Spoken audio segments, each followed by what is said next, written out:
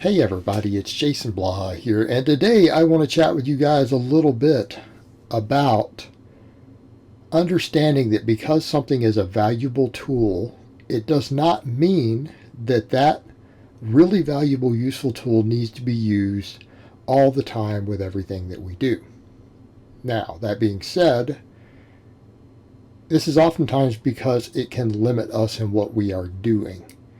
Usually, when I bring up other topics besides bar speed and compensatory acceleration, people will get it. Like I will say, exercises that allow you to move a weight from a dead stop are really, really valuable for developing certain types of strength. They're very, very valuable for just teaching you to be really strong, right? It takes a certain type of strength to do dead stop lifts, right? It doesn't matter whether we're talking about pen lay rows, we're talking about box squats, deadlifts, right? Even board presses in theory. And things like that. A lot of these movements where we have to come to a dead stop, they bring a lot to the table, but we don't need to use them all the time because there are a lot of really amazing lifts that can't be done from a dead stop. It's a good tool, but it doesn't need to be the only tool in our toolbox. Okay, it's the same thing when I talk about a stretch reflex.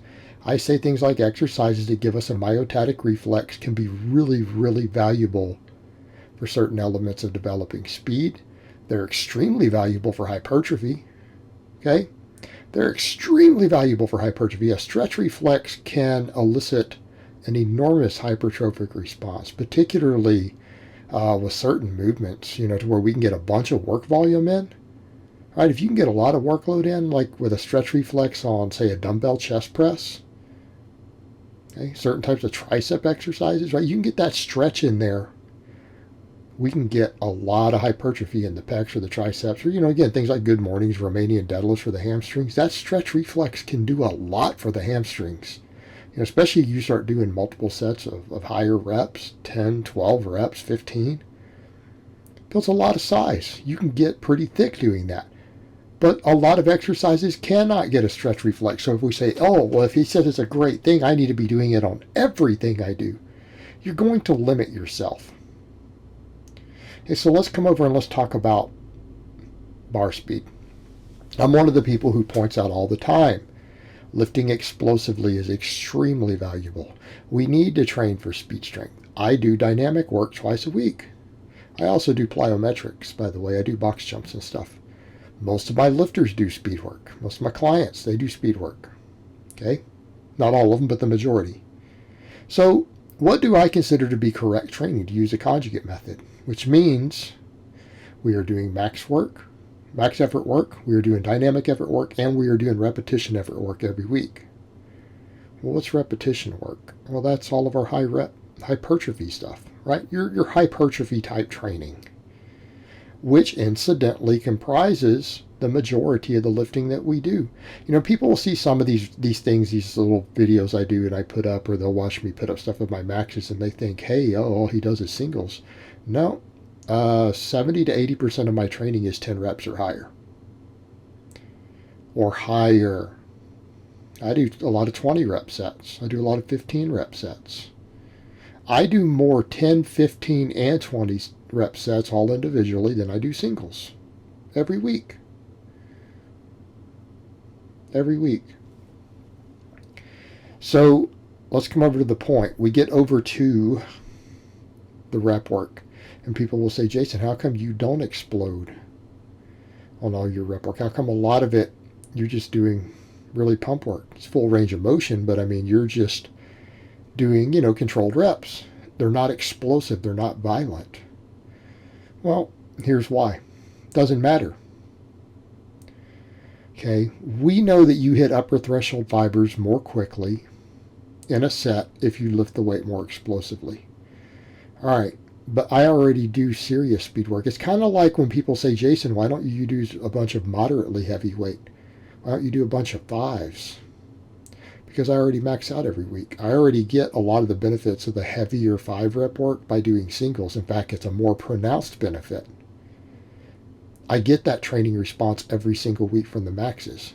So just like I don't worry about for my rep work doing a bunch of low reps, I do mostly high reps.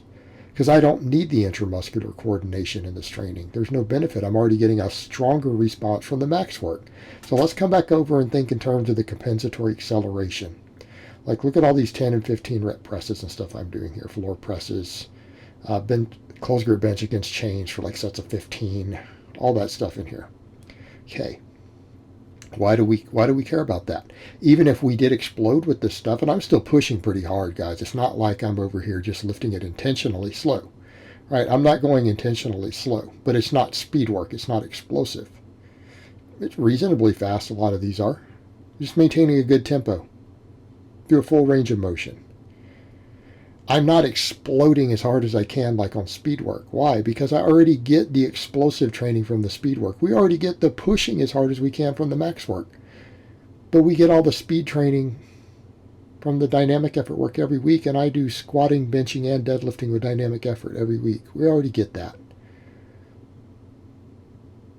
I don't care that the first few reps on some of those movements might get a stronger training response if I was explosive as possible, because I'm doing 5 sets of 15. And we're accumulating a very large amount of training fatigue. And at a certain point, here's the issue we run into with exploding as hard as you can. You're still going to limit workload. So if I were to take that weight that I'm able to do 5 by 15 with tempo work, and I were to explode as hard as I can, I won't be able to get 15 reps. Because we're going to use up everything that we have. Now, people would say, well, shouldn't we be doing that? I mean, shouldn't you be worried about that with work density? No, because I'm trying to create metabolic fatigue. And I'm not saying we wouldn't get good hypertrophy from the other. We would. But at what cost? My total work capacity is going to be lower. Okay, we need to be able to build work capacity. We need training volumes. We need muscular endurance too. And we need all these performance elements if we want to be well-rounded athletes, well-rounded strength athletes. We need max strength. We need speed strength. We need strength endurance. We need to train all these components. Okay, and if I'm just moving the weights at a good tempo that particular exercise allows for, then guess what? I'm getting a lot of workload done.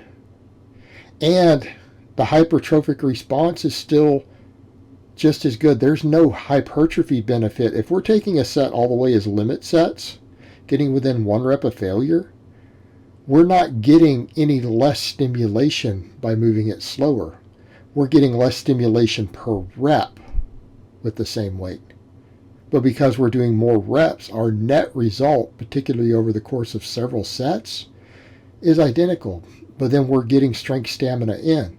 And I'd always tell people we don't necessarily intentionally want to move a weight really slow. It's not necessarily ideal.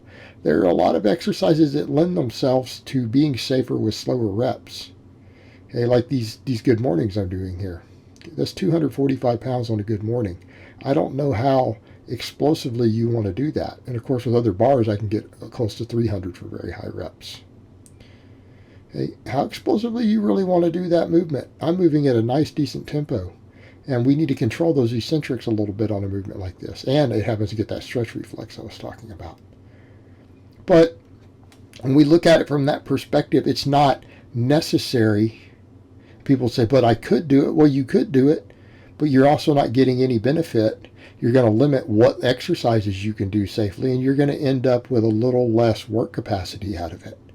Okay, our work capacity is something that we need to build. Work capacity helps get you in shape.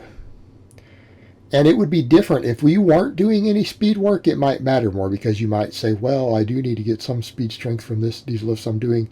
But when we're training each individual performance element already, which again, let's come over to what I consider to be proper training, right? With proper training, if we're already getting all these performance elements every week, we're not going to benefit by doing more of them, other than the endurance side, the strength endurance side, which is largely responsible for an enormous chunk of our hypertrophy. And again, that hypertrophy is responsible for what? Building our strength potential. So these things all feed into each other, and you have to understand that.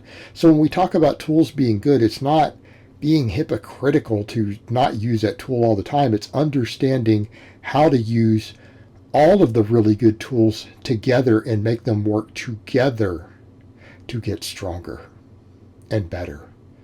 Okay? You have to have them and use them in a context-dependent manner if you want to get the most out of your training.